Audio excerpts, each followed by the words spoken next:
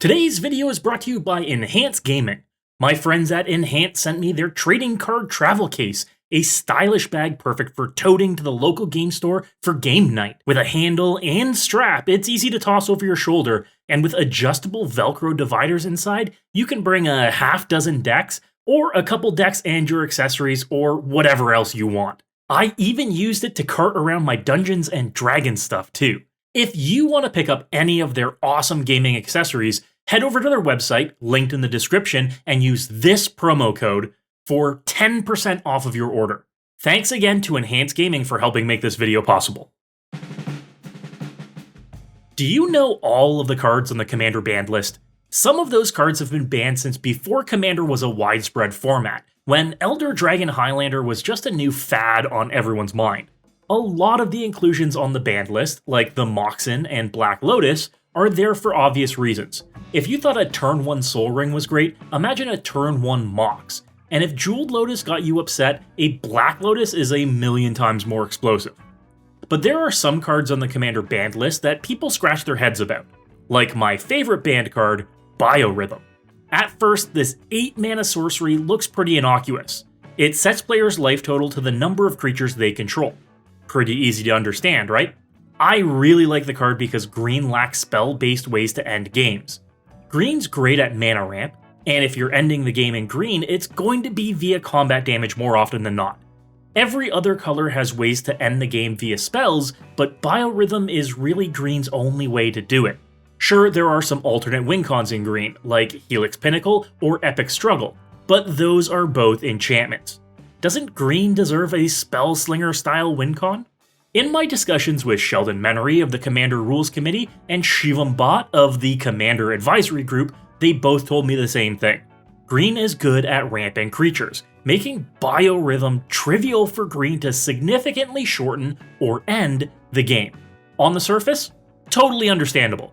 Those are green's strengths, and ramp has only gotten better and better since the format started, but it's always stuck out to me. Just how fast can one power out a Biorhythm? And what are the chances it ends the game when cast? On top of that, what are the chances you can create draws where no one has any creatures and you fire off a Biorhythm? So the name of the game here is how fast can we get to 8 mana and still have at least one creature out? If that's the case, let's look at fast mana first. 0 mana rocks and mana positive rocks are our best bet for fast mana. Sol Ring, Mana Crypt, and Mana Vault all count here and can all come down early enough to provide a significant advantage. But let's not forget about the legal Moxen like Chrome Mox and Mox Opal. We'll include Lion's Eye Diamond too, since discarding our hand to cast Biorhythm isn't a big cost. We'll ideally be empty-handed by ending the game anyways. We need a Mana Dork too, but any 1 mana Dork works. Llanowar Elves, Elvish Mystic, or Birds of Paradise to name a few. If we're firing off a Biorhythm to end the game, we need a creature in play, or else we lose too. We could also consider 2 mana artifact creatures that generate mana as well, like Ornithopter of Paradise or Coppermere. They're like mana rocks that help us not lose to our own Biorhythm. We'll need at least 1 land that makes green mana to kick us off, so let's include a forest in our calculation. An opening hand of Forest, Sol Ring, Mana Crypt, Mana Vault, and Mox Opal nets us 8 mana on turn 1, but it's only 7 colorless and 1 green. We could use some of that mana to cast an artifact creature Mana Dork on turn 1 too, setting us up perfectly for the turn 2 cast of Biorhythm. If your opponents didn't cast a creature on turn 1, it's game over. But note that that's 7 specific cards we need to pop off early. We could replace one of the fast mana pieces with a Lion's Eye Diamond, and the mana generating creature we cast could be just about anything. But otherwise, we need some specific cards here. Let's take this thought experiment and make it as broad as possible. Let's use as many redundant pieces as we can to see what a more typical case would be for how fast to reach 8 mana and have at least 1 creature in play. We'll start with Mana Dorks at 1 and 2 mana, as well as 2 mana ramp. From 3 visits to Nature's Lore to the classic Rampant Growth, there's enough redundant 2 mana ramp to fill several slots of your deck with. If we have a saturation of 1 mana Dorks, we can also hit our 3 mana ramp on turn 2.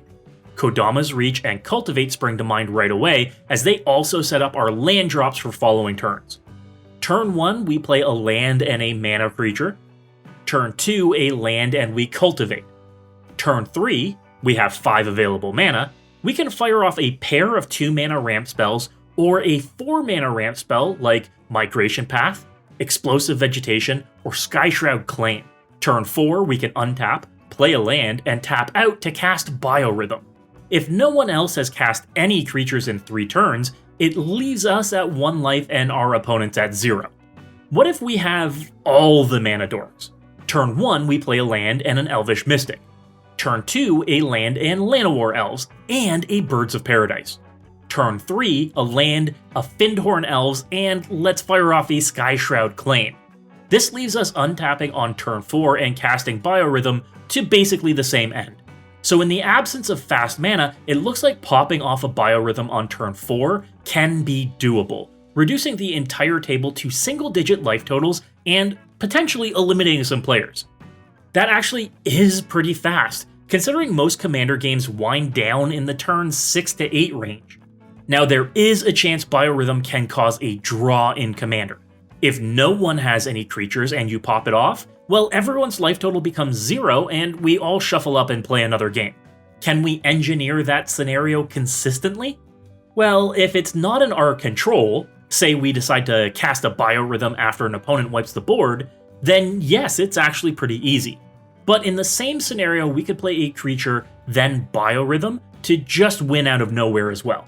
There are some cases where we could maliciously choose to draw the game, like casting our own Blasphemous Act ahead of a Biorhythm for just a single mana on a full board.